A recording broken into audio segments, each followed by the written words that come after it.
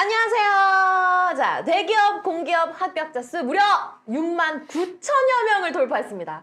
자, 믿을 수 있는 취업교육 사이트 아시죠? 저희가 1위인 거. 자, 위포트에서 인사드리는데 여러분을 합격의 세계로 초대할 저는 오늘의 합격 안내자 의리조리입니다. 우리 선생님, 제가 또 오랜만에 이렇게 새해 뵙는데 제가 듣기로는 얼마 전에 또 삼성 합격인의 밤을 또 주최를 하셨다고 들었습니다. 근데 이게 제가 알기로 매년 항상 하고 계시잖아요. 근데 이게 어떤 의미일까요, 선생님한테는? 제가 일한 지가 뭐 지금 12년이 훌쩍 넘어가고 오. 있는데 1년에 2번, 그러니까 상반기, 하반기 합격한 친구들 모아가지고 좀 노는 시간인데 논다기보다는 더 입사하고 나서 다시 시작이잖아요. 그래서 뭐 학술 연수다, 삼성 MBA 어떻게 갈 수 있는지, 그 다음에 배치 면담이 또 입사만큼이나 사실은 중요해요. 그래서 그걸 좀 어떻게 가져갈 수 있는 전략에 대한 논의하는 시간입니다. 제가 이제 방송 전에 살짝 여쭤보니까 이게 원래 코로나 이전 시기에는 오프라인으로 직접 대면으로 이렇게 파티를 여셨는데 한동안은 또 온라인으로 이렇게 진행을 하셨다고 하셨잖아요. 근데 이제 슬슬 코로나가 좀 위드 코로나로 돼가고 있으니까 이제 또 직접 대면을 하시면 이제 시원하게 또 한잔 하고 그동안 속 시원하게 담아놨던 거 풀고 또 직접 우리 얼굴을 보면서 또 좋은 시간 가지실 수 있을 것 같아서 또 모든 분들이 또 이 합격인의 밤에 꼭 오고 싶어 하시는 것 같아요. 뭐 이뿐만 아니라고 제가 들었어요. 또 여기 오면은 또 많은 또 프로필이라든지 이런 거를 이렇게 트로피 막 이런 거 보이시죠? 이게 한 분 한 분 삼성에 합격하신 분들한테 실제로 저희가 직접 보내드리는 거라면서요. 기념으로 저희가 제공하고 있는데 네. 사실 뭐 합격하고 나서 이제 기업에서도 봤죠. 근데 제가 드리는 건 요즘 올드루키들이 워낙 많다 보니까 삼성 가면 또 일이 쉽진 않거든요. 그래서 바로 퇴직하겠다 뭐 이런 친구들도 왕왕 있어요. 네. 그래서 트로피 보고 마음 다잡을 수 있게끔 제가 학생들 가이드라인 주고 있습니다. 아니 근데 이게 사람이 살면서 솔직히 뭐 어릴 때 개근상 받은 거 이후로는 상장 하나 받기가 진짜 힘든 시대거든요. 저도 살면서 뭐 하나 했어도 이렇게 딱 눈에 보이는 현물로 확인되는 트로피 이런 거 받을 일이 없는데 내가 정말 삼성에 합격했기 때문에 이런 걸 받으면서 나에 대한 뿌듯함도 다져보지만 정말 말씀하셨던 것처럼 정말 힘들 때 아우 진짜 최 팀장 아우 그냥 누구 부장 그냥 보기 싫어 죽겠는데 할 때마다 내가 처음에 삼성 들어갈 때 그 마음을 되새기고자 저희가 직접 또 드리고 있거든요. 많은 분들 또 받아가시면 좋을 것 같은데 함께 위포트와 홍기찬 선생님과 함께 하시라는 거죠. 오늘 여러분 지금 문과생들 집중하세요. 정말 대기업 합격을 위한 인문계 취준생이 준비해야 할 딱 요 세 가지 무기 오늘 직접 1시간 동안 홍기찬 선생님께서 쪽집게 강의 해주실 거거든요. 지금 바로 한번 우리 홍기찬 선생님의 강의 한번 들어보겠습니다. 인문계 분들 집중하세요. 자, 문과, 이과 나눠가지고요. 내가 어떤 산업에 집중해야 되냐, 그거에 대해서 좀 말씀을 드릴게요. 여기 보면은 무스펙, 무경험, 나는 추리니, 그럼 나도 갈 수 있나? 이렇게 얘기하는데 스펙이 없는 사람은 없죠. 스펙이 우리는 낮은 게 문제고요. 경험이 없는 사람도 없죠. 강아지도 경험은 있으니까. 그러면 내 경험이 과연 이 직군에 가는 데 있어서 도움이 될까? 이 부분을 이제 고민하게 되거든요. 그래서 각기의 경험이 어느 산업군과 좀 연동이 되는지 그거에 대해서 설명을 드릴게요. 자, 문과는 취업이 어렵습니다. 이거는 예전에도 어려웠고 지금도 어렵고 항상 어렵고요. 특별히 문과를 많이 뽑는 포지션은 안타깝지만 없습니다. 그러니까 취업의 대세는 문과 채용이 줄어들고 있는 건 대세고요. 그건 우리가 어쩔 수 없는 거고 이제 와서. 그러면 나는 어떻게 해야 되냐? 그런데 내가 문과야. 더군다나 나는 뭐 상경계도 아니야. 글로벌 역량도 높지 않아. 그럼 취업이 어려울 것 같고 더군다나 나는 스펙도 좀 별로야. 그러면 이 스펙이 가려지는 직군으로 가야지. 또 나는 공백이 많은데 이 긴 시간을 설명하기가 어려운데 이것도 가려준대. 그러면 나는 취업이 잘 되겠다. 그래서 우리는 그동안 어딜 봤죠?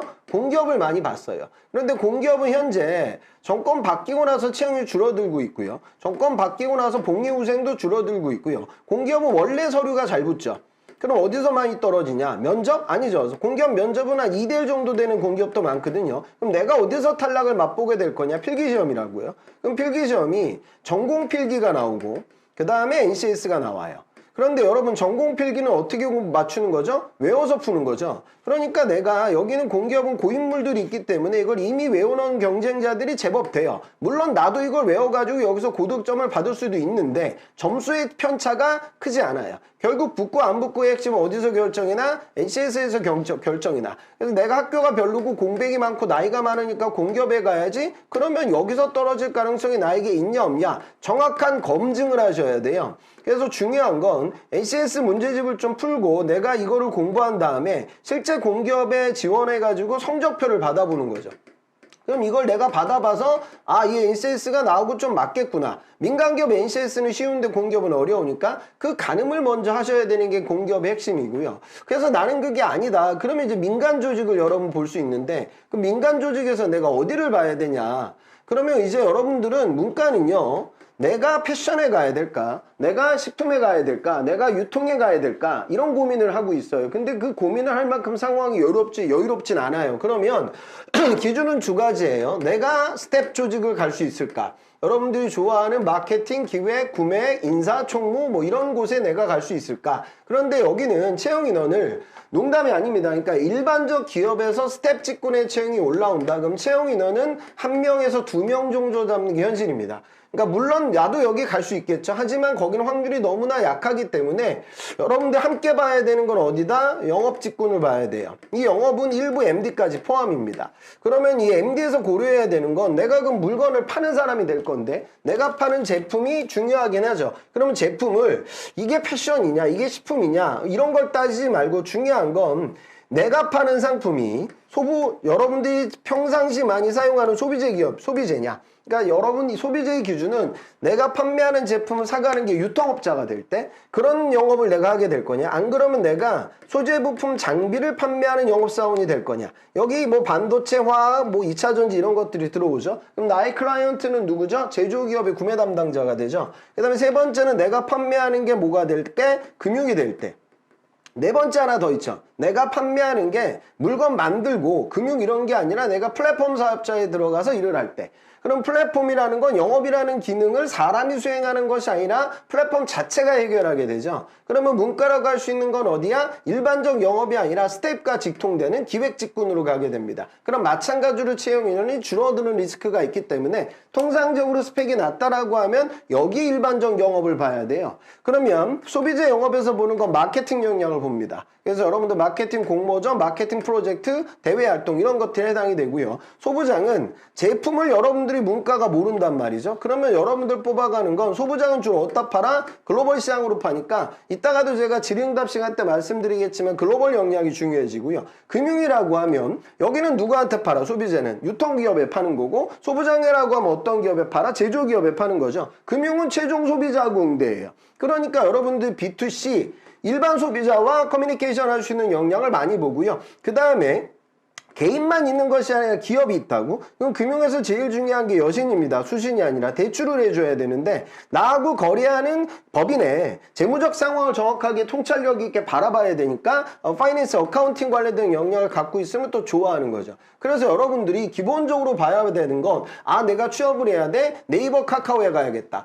내가 취업을 해야 돼? 영업, 나 사람 상대하고 물건 파는 거 싫으니까 마케팅가 가야겠다. 나는 패션이 좋은데 이런 게 큰 의미가 없고 결국 소비자, 소부장, 금융 쪽에 내가 집중해야 되는데 그럼 나는 어디를 전략적으로 타겟팅해야 될까? 이 부분이 메인이 됩니다. 그래서 세 가지 다리는 이 후반부에 말씀드리는 타겟, 이 그룹을 집중해서 살펴보셨으면 좋겠습니다. 항상 문과분들의 고민이 어느 정도 좀 비슷하면서도 마음이 너무 아픈 것 같아요. 그래서 좀 저희가 사전에 좀 질문을 좀 받아봤는데 가장 많은 문과생분들이 고민하시는 딱 탑 6의 질문을 좀 저희가 모아왔습니다. 그래서 여기서 여러분들의 좀 궁금증을 해결을 하고 가셔도 좋을 것 같아요. 자, 첫 번째 질문부터 가보도록 할게요. 저는 영어가 자신이 있는데 대기업 해외 영업이 나을까요? 종합상사가 나을까요? 라는 질문입니다. 종합상사에서 일반적인 영어 실력을 일반 제조기업보다 많이 봅니다. 그러니까 삼성전자에서 해외 영업으로 가게 되면 이런 걸 PT에서 줘요. 그러니까 LG전자 세컨 과정 관련된 제품의 라인업 정보를 주고 이걸 대응할 수 있는 삼성전자의 IMC 전략을 짜라. 그러니까 이거는 좀 마케팅적인 PT죠. 그런데 물산 상사 가면 그러니까 지금 여러분들이 뭐 친환경 관련돼서 상사가 사업을 진행할 건데 그거에 대한 전략 방안을 짜봐라. 문제는 쉬워. 그런데 영어로 시키거든요. 그러니까 영어 실력이 높으면 상사 가는데 좋아지기는 해요. 하지만 이걸 생각해야 돼요. 영업사원들에게 제일 중요한 건 제품 이해력입니다. 그러면 포스코가 떴어요. 그럼 포스코의 해외 영업을 쓸 거냐? 포스코 인터내셔널을 쓸 거냐? 저는 여기서는 포인터를 쓸 수 있다라고 봐요. 종합상사는 물건을 만들어서 판매하는 것이 아니라 자원 트레이딩, 프로젝트 오거나이징 이런 사업을 하거든요. 그러니까 자원 트레이딩은 지금 미국에서 인플레이션 감축법이 지금 대세죠. 그러면 중화권 원재료가 들어가 있는 2차 전지를 미국에서 판매하게 되면 세제 혜택을 안 줘. 그러면 2차 전지를 만드는 우리나라 제조사들은 중국이 근원지 생산되지 않은 2차 전지 원재료를 찾아요. 그런데 내가 그런 제재를 뭐 리튬 관련 광산에서 호주에서 나오는 제재를 내가 보유하고 있다가 이거를 싸게 샀다가 요즘 같은 시기 비싸게 파는 거죠. 그러니까 종합상사는 결국 우리가 상사맨이라고 할 만큼 글로벌 시장에서의 경쟁력은 좋은 건 사실인데 문제는 채용 인원이 많지는 않거든요. 그러니까 포스코에서 뭘 팔죠, 여러분? 철강을 팔죠. 그러니까 철강 제재의 제품 라인업도 다양하지 않아. 그러니까 나는 포인터 쓸 거야. 이거는 저는 찬성이에요. 그런데 삼성전자라는 회사 어때요? 세탁기, 냉장고, 파운드리, 2차 전지까지, 시스템 반도체까지 만들죠. 제품의 라인업이 너무나 많잖아요. 그러면 삼성그룹이 떴을 때 수많은 제품을 제조하는 제조사 해외 영업을 나는 다 버리고 물산 상사에 조존한다. 이건 해서는 안 되는 선택이거든요. 그러니까 이런 부분은 여러분들 잘 몰라요. 그래서 저하고 강의 들으면서 각자 상황에 맞게끔 전략을 짤 거다. 문제는 뭐다? 상사 도전은 영어가 잘하면 가능하다. 그런데 제조기업의 영업을 같이 고민해가지고 전략적 의사결정해봐야 된다. 자, 두 번째 질문 가보도록 할게요. 인문계인데 제2의 국어 꼭 해야 할까요? 자, 영어 실력이 내가 있지만 이것만으로 부족하니까 어떤 언어를 공부할까? 과거에 내가 중국어를 고등학교 때쯤 했으니까 중국어를 하면 좋겠다. 물론 모든 공부는 하면 좋아요. 그런데 중국은 그 중국어를 나보다 훨씬 더 잘하는 중국어 유학생들이 그동안 끊임없이 들어와 왔고요. 그렇죠. 그다음에 중화시장의 매출 비중이 우리나라 모든 산업상 현재 지금 코로나 터지고 나서 물론 지금도 볼륨은 커요. 우리나라가 제일 많이 수출하는 나라가 중국이에요. 수출의 약 24%인데 그 시장이 앞으로 더 커질 가능성은 없잖아요. 그러니까 무슨 소리냐면 현실적으로 지금 2월이면은 하이닉스 수시가 열리고 3월 달에 삼성 공채가 오픈이 되고 4월 달에 인적성 시험 본 다음에 5월 달에 내가 면접을 대비해야 되는데 새로운 언어를 내가 지금 이 시점에서 공부하는 건 지금 내가 언어를 공부하는 건 좋지만 현실적으로 상반기를 버리게 되고 하반기 정도 돼야 이걸 활용할 수가 있을 거예요. 그래서 저는 지금 안 했으면 좋겠습니다. 근데 여러분들 중에 지금 삼성전자가 베트남에 휴대폰 R&D 센터를 올리고 있고요. 그 다음에 마이너 시장도 굉장히 중요해지고 있고 2차 전지도 동유럽 시장에도 진출을 해요. 그래서 이미 영어나 중국어 그 언어권의 유학생들까지 들어와서 경쟁하는 파트가 아닌 신규 언어. 그런데 그 언어가 지금 마이너나 베트남처럼 시장이 커진다. 그런데 내가 그 언어를 어느 정도 알고 있다. 그런 걸 강화시키는 건 지금 이 타이밍이라도 해도 워낙에 효과가 좋으니까 할 수 있다라고 보는데 이 방송을 보는 대다수의 학생은 이런 케이스가 아니겠죠? 고로 안 하시면 됩니다. 네. 그래서 여러분들 바로 지금 취업에 집중하시는 걸 저는 권해요. 그러면 저희 린님 질문부터 좀 읽어보도록 할게요. 하이닉스 양산기술 직무 같은 경우에는 청주와 이천 두 개가 컷이 좀 다른가요, 선생님? 이렇게 여쭤보시네요. 최근에 있었던 하이닉스 수시가요. 여러분도 아마 열심히 쓴 친구들은 알죠. 청주가 두 자릿수 땡땡 이렇게 떴어요. 그 다음에 이천은 어떻게 돼요? 이천이 땡땡이고 청주가 땡땡땡 세 자릿수로 떴죠. 자, 그러면 몇 명 뽑는지 우리는 몰라요. 절대 걔네들이 노출시키지 않아요. 그러면 청주가 만약에 제일 적게 뽑는다. 그럼 여러분 몇 명 뽑아요? 100명 뽑겠죠. 세 자릿수니까. 이것까지 거짓말하진 않을 거 아니야. 그러면 이천은 두 자릿수예요. 그럼 여러분 생각해 보면 돼요. 원래 이천이 디램이고 청주가 낸드죠. 그러니까 하이닉스 채용은 통상적으로는 이천이 2대1 정도로 청주 대비 많았는데 이게 바뀌었단 말이에요. 그럼 많은 학생들이 이천을 권하지 청주 가고 싶어하는 사람은 없거든요. 수도권 친구들이 많으니까. 그쵸. 그러면 여러분들이 이천의 채용 담당자라고 한번 생각해 봐요. 땡땡이를 내가 만약에 90명으로 뽑는데 땡땡 두 자릿수로 노출시킬 가능성은 희박하죠.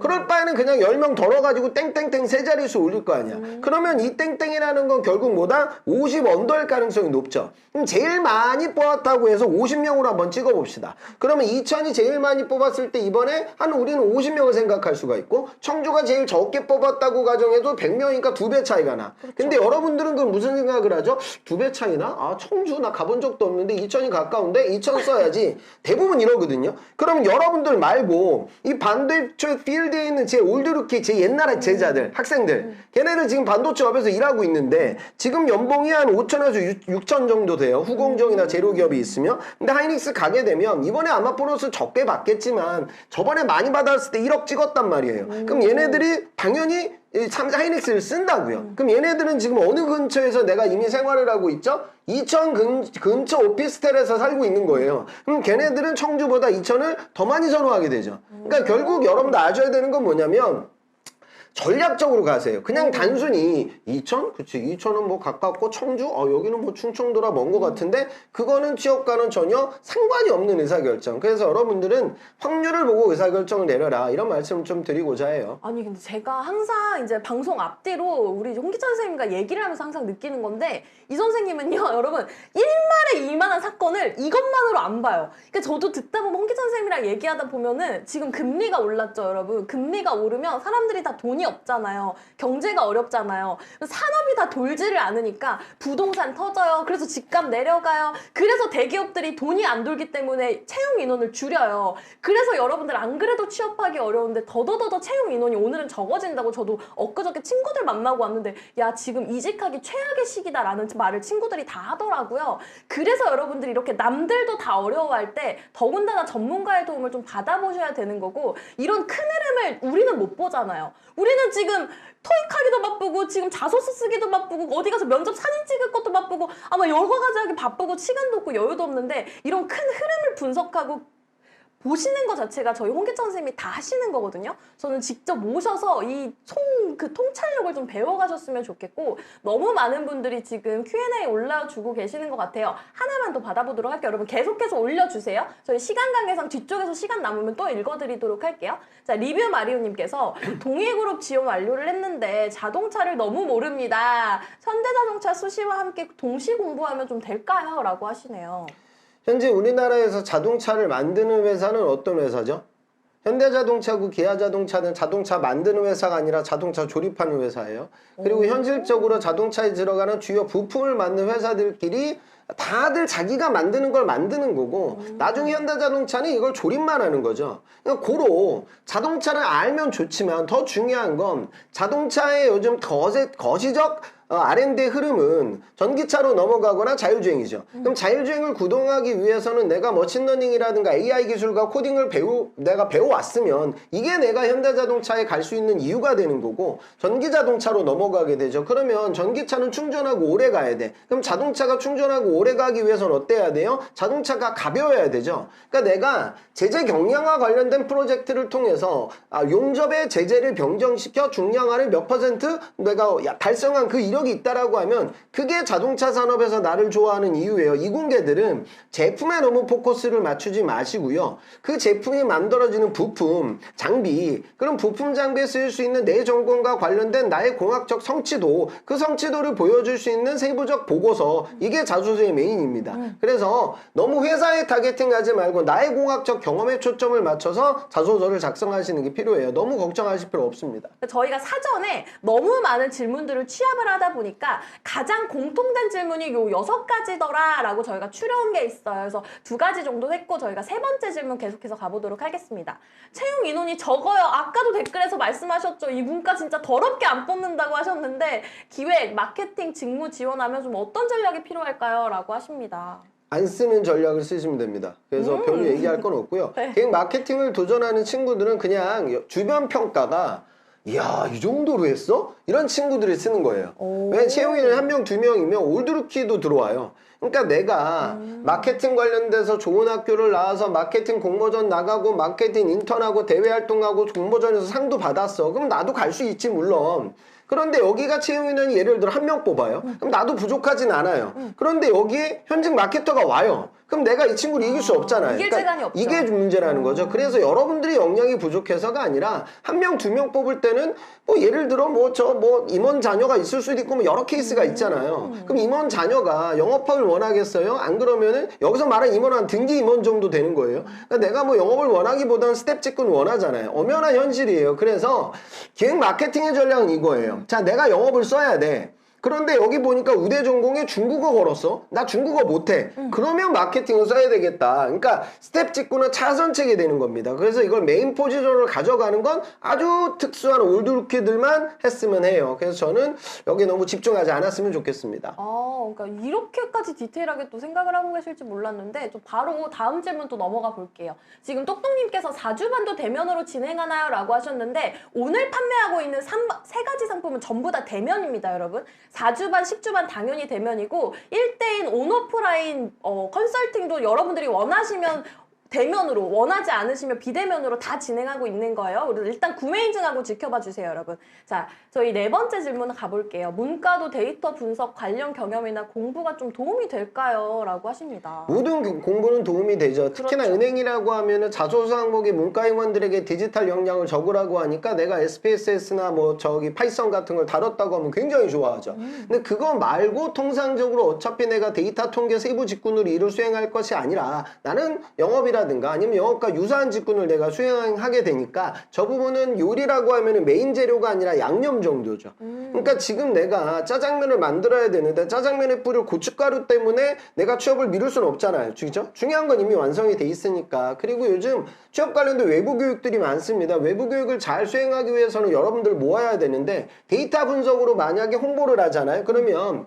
반도체 공정에서도 트포파이어 같은 데이터 분석을 하니까 이공계도 그 교육을 받고 문과들까지 같이 들어와요. 그래서 제가 보건데 데이터 분석 교육 과정이 제가 보기엔 시장의 수요보다 더 많이 공급되고 있습니다. 근데 여러분들은 취업 준비하기 싫으니까 또 교육자로 가면 마음 편해져서 또 숨거든요. 그런 일은 없어야 된다. 그래서 네. 메인으로 가져가지 마셨으면 합니다. 우리 5번 질문 빠르게 한번 또 가보도록 할게요. 자, 공기업과 사기업 동시에 준비가 가능할까요? 요거 궁금해하시는 분들 진짜 또 많더라고요. 그 교집합의 영역은 일부 있습니다. 메인은 절대 아니고요. 그러니까 내가 공기업을 준비해서 NCS를 대비했고 그리고 공기업을 준비해서 경영 관련돼서 내가 필기시험을 준비했어. 그런데 은행권 필기시험으로 가게 되면은 NCS보다 약간 쉬운 유사한 언어 수리 추리 문제를 내가 풀어야 되고 경제상식을 내가 풀어야 돼. 그리고 공기업과 제일금융권은 둘 다 블라인드가 처리가 돼. 그러니까 여러분들이 금융권 A매치, B매치 그 다음에 공기업을 대비하면서 제일금융권 다시 말해 은행 말하는 거죠. 그쵸? 여기에 도전하는 건 저는 많이 권하고요. 실제로도 잘 가요.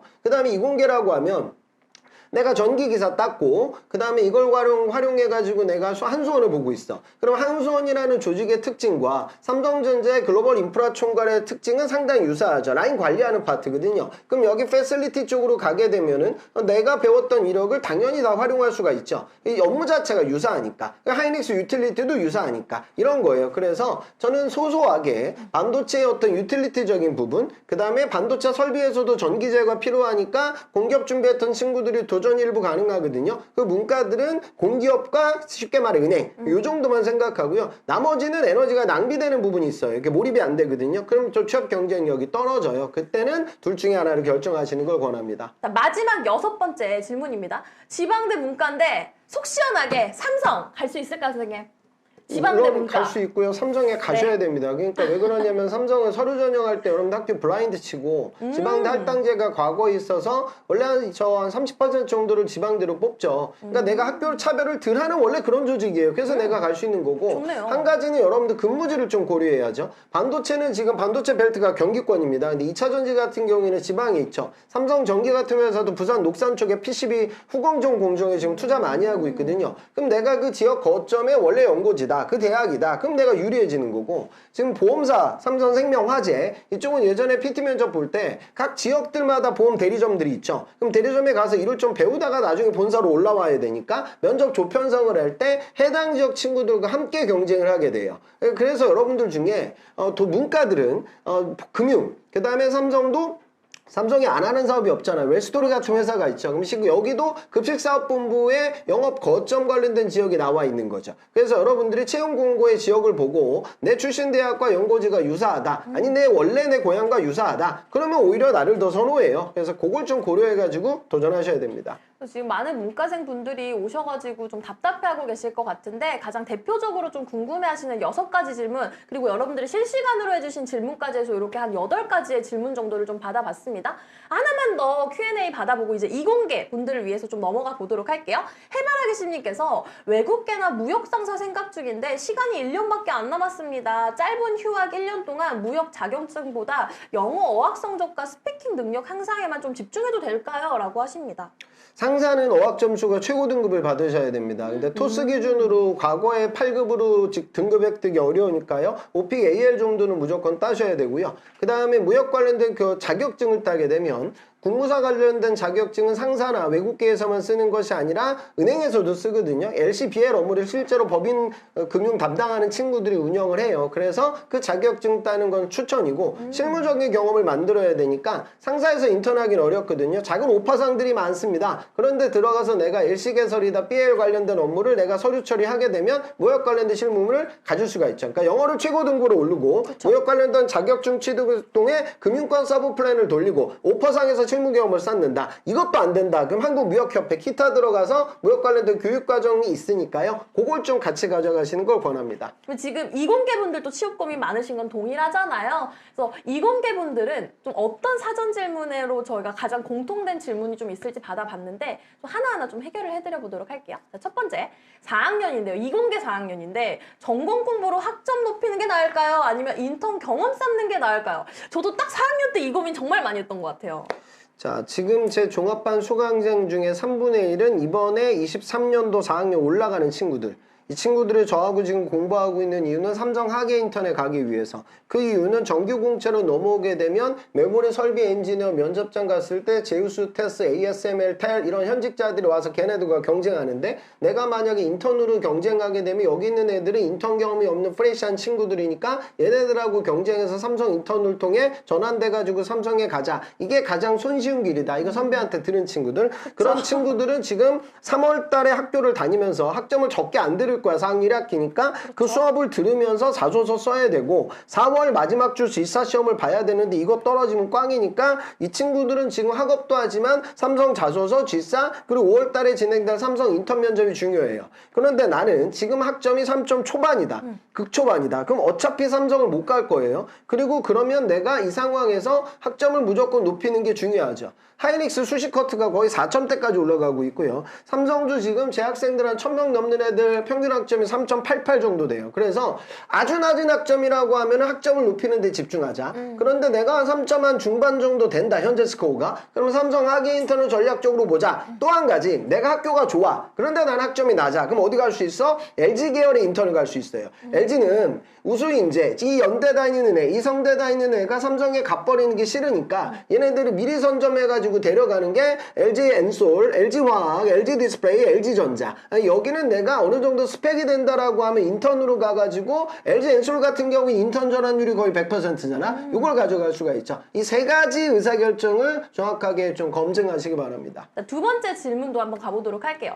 이공계고 방학이면 인턴이나 인적성 면접 준비 중에 어떤 게 더 나을까요? 고민하십니다. 이번 이미 동계 인턴은 1월이 지난 이 시점에서 할 수도 없어요. 그러니까 나에게 의미가 없고요. 지금 인적성은 여러분들 제가 학생들 그룹을 나누는데 내가 건인하동공 이상의 대학을 나왔고 학점이 3점 후반은 돼. 그러면 하이닉스 수시 양기를 뚫을 수 있단 말이죠. 그쵸. 그러면 하이닉스 붙으면 삼성 못 가잖아. 그러니까 2월 달에 수시 SK 자소서 8,000자를 써야 되고 3월 달에 SK 시트를 봐요. 그러니까 SK 오늘 비위시한 나머지 LCK 그룹사는 온라인 시험 봐서 쉬운데 하이닉스는 오프라인에 와서 G사포도 어렵거든. 그러면 이 친구도 어떻게 해야 돼? 지금 당장 자소서 써야 되니까 3월 달부터 삼성도 써야 되니까 SK 오프라인 시험을 보기까지 내가 준비할 수 있는 시간이 한 달밖에 안 남아있죠. 그러니까 인턴이 중요한 거야? 뭐가 중요한 거야? 당연히 인정성이 중요해지는 거죠. 그리고 오늘서부터 마스크 벗고 다니잖아. 근데 삼성 면접장에 갔을 때 당연히 마스크 벗겠죠. 그럼 코로나 이전으로 면접이 회귀하게 돼요. 그러면 40분, 50분 문제를 풀고 키워드 보고 뽑기 뽑듯이 뽑아가지고 백보드 앞에서 발표해야 돼요. 회로도 그리면서 공정 그림 그리면서. 그러니까 면접도 이제 더 중요해지고 있다. 그래서 지금은 인터넷 시기가 아니고 인터넷 도전할 수 있는 4학년 올라가는 친구들의 리그. 그리고 이미 내가 졸업이 8월 졸업이다. 나는 졸업했다. 그럼 이미 지금 전쟁 난 거니까 바로 인적성 면접을 대비해야 된다. 뭐 저 생각할 건 별로 없습니다. 세 번째 질문도 빠르게 연결해 볼게요. 자, 이공계 영어 도대체 어느 정도까지 해야 할까요? 라고 질문하십니다. 저도 이거 진짜 궁금했거든요. 우리가 반도체에서 가장 선호도 높은 외국계가 ASML이란 말이죠. 그 다음에 2차 전지 업종에서 그럼 ASML 같은 회사가 어디냐면 유미코어죠. 유미코어는 벨기에 회사입니다. 여기는 면접을 볼 때 이공계 석사들도 영어로 PT합니다. 그러니까 영어를 잘해야 되고 ASML은 좀 괜찮은데 영어 많이 안 보는데 상대적으로 영어 많이 보는 데가 분석 장비 원탑인 클라거든요. 그러니까 클라텐코 같은 경우에는 외국인이 앉아 있어요. 면접에. 그러니까 서양인이. 그러니까 이런 면접을 보는 회사 이런 데는 영어 실력이 아주 좋아야 돼요. 그런데 통상적으로 이런 이공계가 많지 않죠? 그러면 ASML이 일반적 외국계인데 여기 도전할 수 있는 어학 기준의 마이너스 그 마지노선 커트가 IM2란 말이죠. 오픽 기준으로. 그러니까 이 정도 이상은 내가 갖고 있어야 ASML도 쓸 수 있고 AMK도 쓸 수 있고 램도 갈 수가 있단 말이지. 그러니까 이 정도 어학은 무조건 만들어라. 요게 핵심이고요. 이공계들 중에 내가 만약에 AL 취득이 가능한 이공계가 있어. 그러면 AL을 무조건 거머쥐세요. 대다수는 안 될 거예요. 괜히 해서 시간 낭비하지 말고 영어가 원래 되는 친구들은 최상위급의 영어 등급을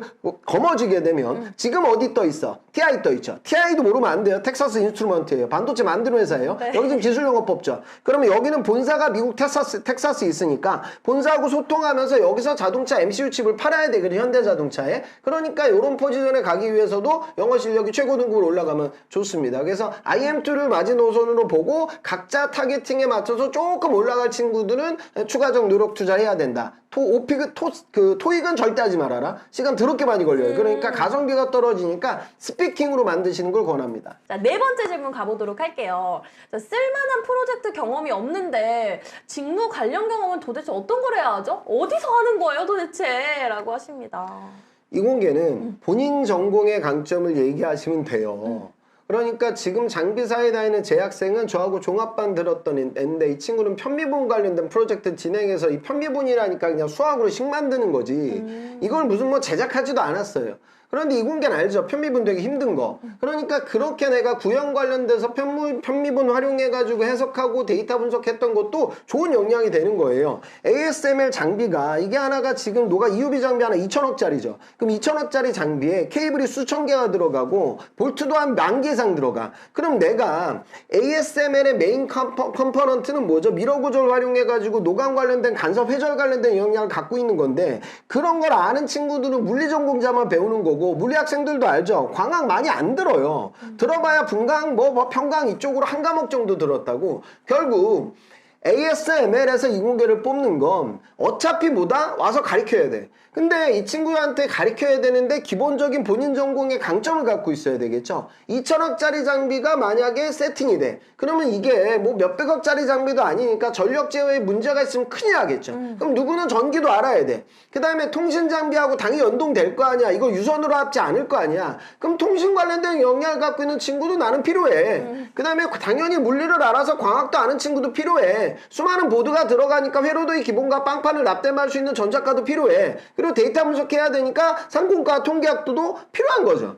그리고 노강을 알아야 되니까 기본 공정을 알고 있는 재료가도 필요한 거라고요. 그러니까 결국 뭐냐면 이공계는 기반 기술, 내 원전공의 강점을 보여줄 수 있는 에피소드가 안 나온다 그럼 취업은 안 돼요. 그런데 그건 대부분 갖고 있어요. 여러분 까먹어서 그래요. 그래서 저희가 스캔 미팅 할 때 그런 걸 제가 얘기합니다. 실험 못 썼냐, 장비 못 썼냐. 선생님 이건 제가 안 했는데요.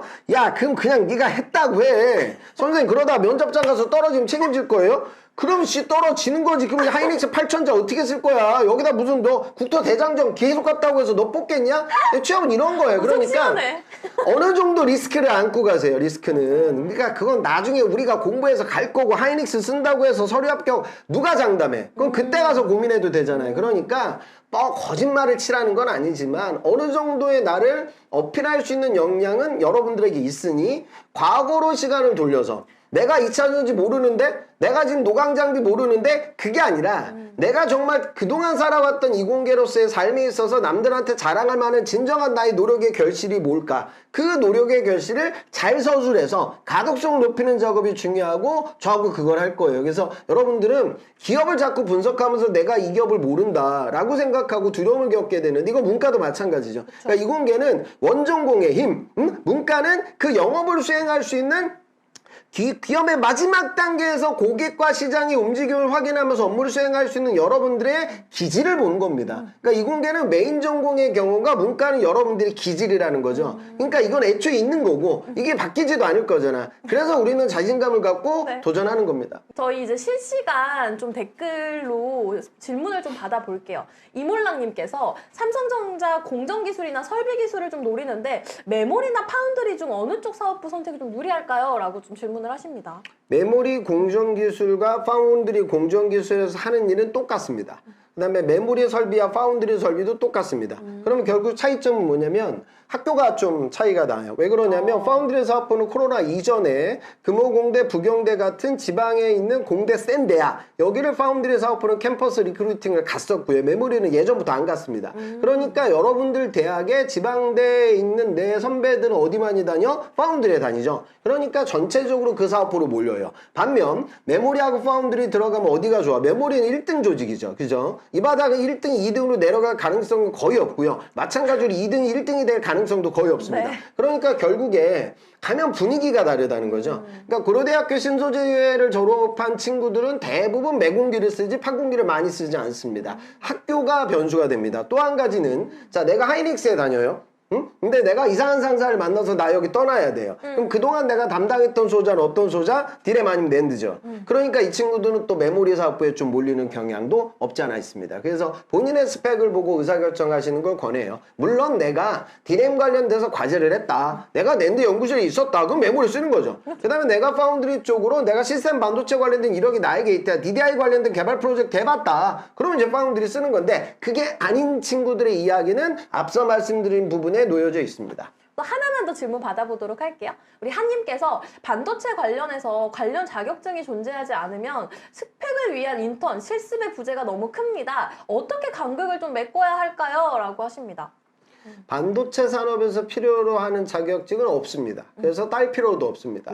그리고 스펙을 위한 인턴은 필요합니다. 그런데 이미 동기 인턴은 날아가서 할 수가 없습니다. 실습의 부재가 너무 크다? 지금 실습을 할 수는 없죠. 그러니까 물론 이건 있어. 내가 전혀 안 했어. 그런데 삼성 말에 삼성 자소서 마감이 3월 말이야. 그런데 내가 이번에 실습 수업을 들어. 그러면 지금 3월에 자소서 쓰는 타이밍에서는 실험이 프로젝트가 소자 공정이 제대로 흘러가지 않았을 거야. 그런데 4월 말에 지사 시험을 내가 붙으면 5월 달에 내가 삼성 면접을 보니까 커리큘럼을 보고 미리 이걸 했다고 거짓말을 할 수는 있어요. 왜? 이거는 나중에 내가 면접장 가기 전에 진행이 될 거니까. 네. 뭐 이런 건 좀 고려하고요. 네. 지금 이건 어차피 의미가 없으니까 내가 과거 시간에 진행됐던 걱정은 이거죠. 원래대로라고 하면은 소자 만드는 과제 2차 전지 합성 과제를 해야 되는데 옌병 이 코로나 때문에 이걸 동영상으로만 봐서 나는 이게 없다는 거죠. 깜짝이야. 네. 이게 문제예요. 네. 그러면 이거는 어떻게 해야 되냐? 이게 뭐 좀 그것도 했다고 해도 되잖아. 그냥 동영상 했던 일단 다 거니까 했다고 해. 뭔가 그냥 활용을 하자고. 그러니까 네, 프로젝트가 없으면 우리 자소제 소재를 글을 적을 수 없어요. 그래서 요걸 활용하고 네. 공정교육은 저도 공정교육에서 강의하고 하지만 그건 여러분 학원 다니는 거예요. 그러니까 학원 내가 열심히 다녔다고 해서 여러분들 기업에서 뽑는 건 아니에요. 학원은 누구나 다닐 수 있는 거고 학원은 돈이 있으면 다니는 건데 학점은 노력을 해야 딸 수 있잖아요. 그죠? 그러니까 학점에 좀 초점을 맞춰서 원전공의 힘에 초점을 맞춰서 글을 기재하시는 걸 권합니다. 또 질문 하나 또 빠르게 받아볼게요. 저희 방송 시간 끝났는데 지금 결제하시라고 지금 시간 끌고 있는 거라고요. 나콤님 질문이 취업을 위해서 공대를 왔는데 전공 선택을 너무 짧게 고민한 것 같습니다. 환경과인데 공기업 제외 계약직 다수에 사정상 대학원을 못 가니 연구직도 무리라 고민이 많습니다. 라고 하십니다. 환경전공은 HSE 직군이고요. 이 HSE는 개발로 가는 게 아닙니다. 석사 가가지고 지금 온실가스 관련된 환경 규제 관련된 룰을 배운 건 기업에서 원하지 않습니다. 그러니까 결국 대기수질 토양인데 토양은 의미가 없죠. 제조기업 입장에서는 대기수질 파트가 중요하니까 대기수질 자격증이 있어야 되고요. 환경의 절차와 제도에 대한 이해 분명히 배운 거 있을 거고요. 그 다음에 여기 있는 대기수질의 어떤 화학적 컴포넌트의 분석 그리고 그거의 결과에 대한 시각화 이 부분이 메인이고 이거는 석사 이전에 학부 때도 있을 수가 있는 거예요. 대기술질 자격증 없으면 안 됩니다. 그걸 활용하시고요. 그 다음에 친환경 에너지 사업을 진행하고 있는데 재생에너지는 좋은 기업이 없습니다. 결국 ESS 그 다음에 2차전지 수소 이쪽과 관련되는 파트를 보고 지원서를 내셔야 됩니다. 그래서 저는 그 부분은 대부분의 환경에서 내가 배웠던 부분은 2차전지 산업과의 관련도가 있죠. 물론 내가 2차전지 합성을 하지 않았기 때문에 거기 지원하는 화공 고분자 제로 친구들과 셀 공정에서 붙을 수는 없는 거야. 하지만 내가 그 산업의 생기 쪽이라고 하면 도전이 가능하다.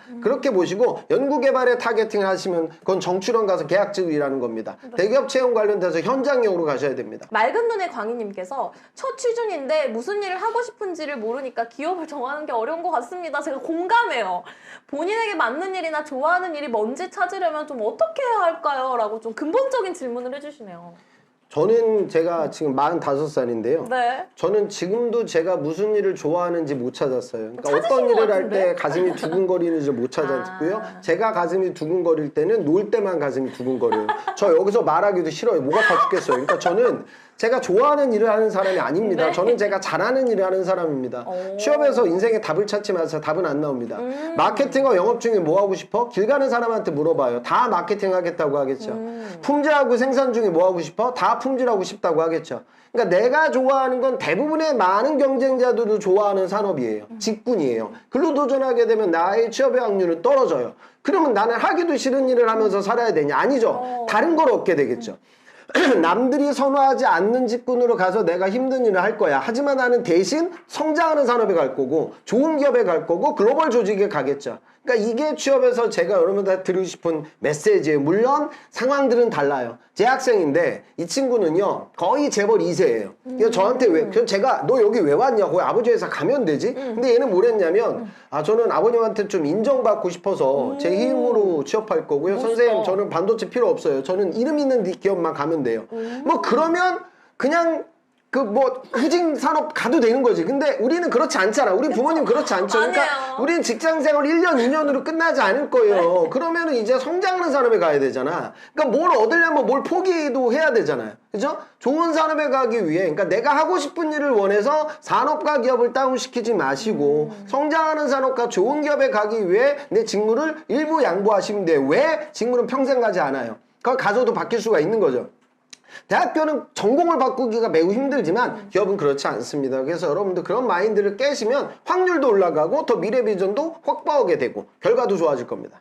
경기가 되게 안 좋아요. 하이닉스도 맞아요. 지금 뭐 적자 난다고 하고 LG전자 영업이익이 전년 분기 대비 약 한 90% 감소했습니다. 그래서 상황이 안 좋으니까 그러면 하반기 때 좋아질까? 하반기 때도 안 좋아할 겁니다. 경기 사이클이 그렇게 짧지 않습니다. 그래서 바로 더 나빠지기 전에 네. 들어오시는 거예요. 맞아요. 그걸 좀 명심하셨으면 좋겠습니다. 늦었다고 할 때가 빠른 때이다라는 말이 딱인 것 같아요. 더 안 좋아질 거고요, 여러분. 더 어려워질 건데 지금이라도 들어오시고 여러분의 인생을 좀 밝게 바꿔보시는 기회를 좀 열어드렸습니다. 저는 조울이었고요. 1시간 동안 함께해 주셨던 네, 저는 홍기찬이었습니다. 취업 뽀개기 응원하겠습니다. 안녕!